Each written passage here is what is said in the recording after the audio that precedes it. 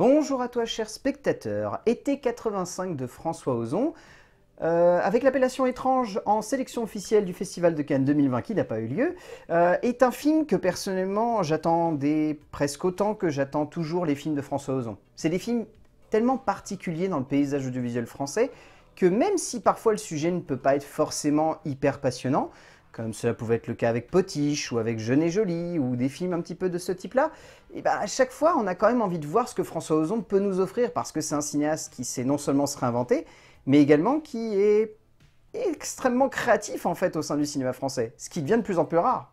Le résumé pour faire simple, Alexis est un jeune garçon qui dans l'été de l'année 1985 se pose beaucoup de questions. Quoi faire de son avenir, qu'est-ce que l'amour ou la mort? Et sa rencontre avec le beau et séduisant Ben va changer sa vie et résoudre beaucoup de ces questions. Et je sais pas comment il fait. C'est fou, mais ça doit faire un petit moment que j'ai pas vu François Ozon faire une vraie fausse note au sein de sa filmographie. Il en a fait quelques-unes, et il y a certains films qu'on peut questionner, mais ça doit faire quasiment 5-6 ans qu'il n'a pas réellement fait un film où on ressorte et où on se dise « ça ne marche pas ». Et Été 85 est typiquement dans cet esprit-là, c'est-à-dire que là, il aborde avec beaucoup de noirceur un sujet qu'il avait envie de traiter depuis un bon petit moment, et il le développe au sein d'une œuvre qui est extrêmement cinématographique. Si Grâce à Dieu était avant tout humain, ici, Été 85 est avant tout cinématographique, a très envie de partager un amour profond du cinéma à travers des références que tout le monde aura, je pense, et s'il y en a qui ne les ont pas forcément, ça fera écho à une partie d'une époque que beaucoup de gens ont traversée. Bon, malheureusement, moi de mon côté, je n'ai pas vraiment traversé, je ne l'ai traversé que par le biais de quelques musiques à gauche et à droite et de quelques personnes qui ont vécu dans cette décennie-là, mais en tout cas, on sent quand même qu'il a voulu le plus possible retranscrire à la fois quelque chose d'universel, c'est-à-dire cette romance d'été, et en même temps quelque chose de profondément ancré dans cette temporalité-là, dans les années 80. Et au travers d'une innocence, d'une certaine pureté qu'il est facile de perdre et qu'on a quand même envie de conserver, il arrive à construire un récit qui est tout simplement génial, je trouve.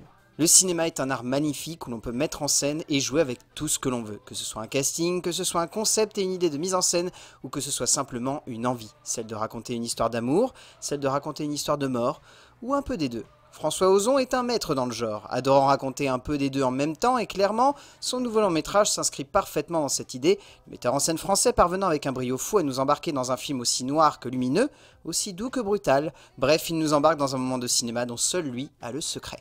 En termes d'écriture, donc, il a librement choisi d'adapter le roman d'Aidan Chambers, et François Ozon en tire donc un film qui adopte complètement le point de vue d'Alexis, choisit réellement de se mettre à sa place, de le comprendre, de pleinement cerner son point de vue, mais surtout de jouer également avec une certaine ambiguïté. C'est-à-dire que, c'est pas vraiment du spoil, mais dès le début, on nous annonce qu'il va y avoir un drame.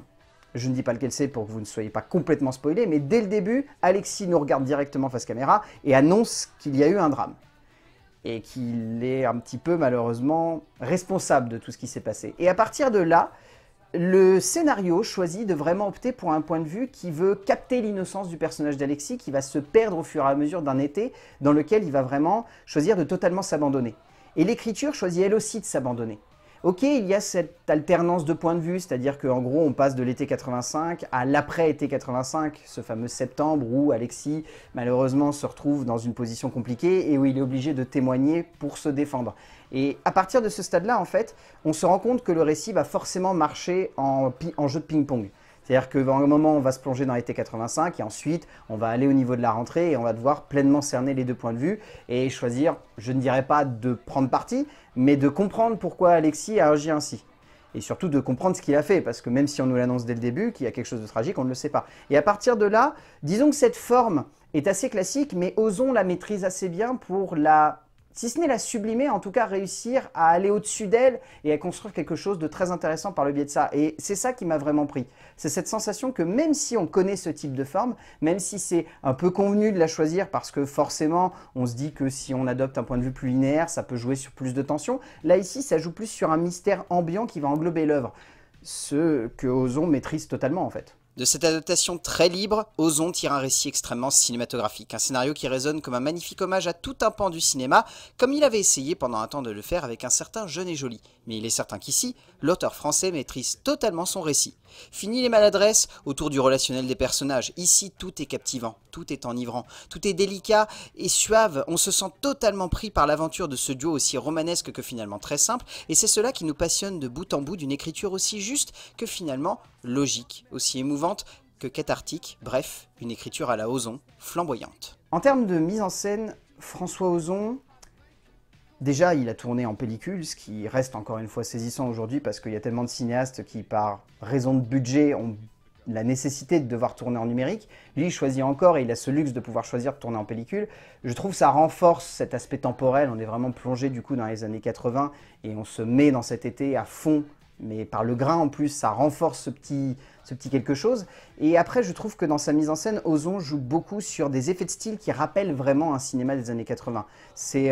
Pour donner un ordre d'idée, ça m'a rappelé beaucoup ce que faisait Paul Thomas Anderson sur Boogie Nights, cette impression qu'il choisit réellement de faire en sorte que sa mise en scène ne soit pas simplement dans l'idée de la temporalité dans laquelle elle se trouve, mais vraiment d'adopter des effets de style. C'est-à-dire que là, il y a des petits zooms qui par moments sont un petit peu plaqués d'un seul coup, c'est-à-dire on a cette impression qu'il y a le zoom et il s'arrête d'un seul coup comme s'il y avait un soubresaut de la part du cadreur. Et dans cette époque-là, je ne sais pas comment ça se fait, mais c'était un effet de style qui était souvent employé par pas mal de cinéastes. Cette impression que le zoom devait renforcer l'impact que l'action avait sur le spectateur. Et c'est ce qui se passe ici, c'est ce qui rend un petit peu cette mise en scène originale, ce qui fait qu'on s'accroche à cette époque-là, et ce qui fait qu'on rentre pleinement dans cette aventure. Et au-delà de ça, c'est difficile de voir des points noirs en fait dans ce film, parce que on sent qu'Ozon l'a pas souhaité si ambitieux que ça, qu'il a souhaité vraiment le rendre le plus simple possible. Et dans cette simplicité, il arrive à trouver des petites idées qui renforcent l'impact que le récit a sur nous.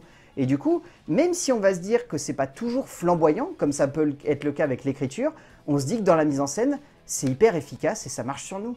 Comme toujours, Ozon aime jouer avec l'ambiguïté, avec l'élégance d'un propos qui s'étoffe au fil d'une mise en scène qui sonne comme extrêmement inventive et surtout comme émouvante au gré d'un récit qui ne sonne pas simplement comme romantique, mais également comme haletant et touchant. Même s'il joue plus sur l'aspect émouvant et poétique de cette rencontre d'été, en parvenant à cristalliser un ressenti que l'on a tous eu un jour au cœur d'un de ces étés, où l'amour a frappé à notre porte sans prévenir, et c'est un peu ce qui se passe ici. On se sent tout de suite lié au cinéma et au personnage d'Ozon. Et on ne peut s'empêcher de s'immerger dans cette aventure grâce à l'élégante mise en scène du cinéaste. En termes de casting, je trouve pas forcément qu'il y ait beaucoup de second rôles qui soient plus marquants que ça. Je trouve que Philippine Welch, Valéria Bruni-Tedeschi ainsi qu'Isabelle Nanty sont bien, sans être forcément flamboyantes, mais elles sont vraiment dans des petits rôles, elles sont pas plus que ça présentes à l'écran, elles ont un certain poids, et ça se ressent dans leurs interprétations, mais elles sont pas si impactantes que ça sur la continuité du récit. Benjamin Voisin est ma révélation de cette année, c'est-à-dire que je pense que s'il n'a pas une nomination au meilleur espoir masculin l'année prochaine au César, je ne sais pas ce qu'il faut en fait à l'Académie pour nommer ce jeune acteur qui est plus que prometteur. C'est clairement un acteur qui va devenir une des grandes têtes du cinéma français dans les prochaines années. Et il y a ce jeune acteur en tête d'affiche que j'ai découvert et que je trouve vraiment beau et élégant. Félix Lefebvre est tout simplement majestueux en tête d'affiche de ce long métrage, qu'il domine totalement de bout en bout, avec une prestation aussi délicate que touchante, et aussi brutale que captivante, et glaçante un peu par moments. Au bout du compte, Été 85 est un film que je trouve extrêmement attachant. C'est pas une œuvre que François Ozon a voulu extrêmement ancrer dans notre époque, c'est une œuvre que Ozon a voulu comme intemporelle. C'est un film que Ozon a construit de telle sorte à ce que même si on le découvre plus tard, même si on le découvre dans 10-15 ans, ça soit un film qui ait toujours le même impact. Et c'est ça en fait que je trouve fort chez François Ozon. C'est que sur des films comme Grâce à Dieu, il est capable de l'ancrer dans une temporalité, mais de faire en sorte que les thématiques qui soient abordées soient constantes.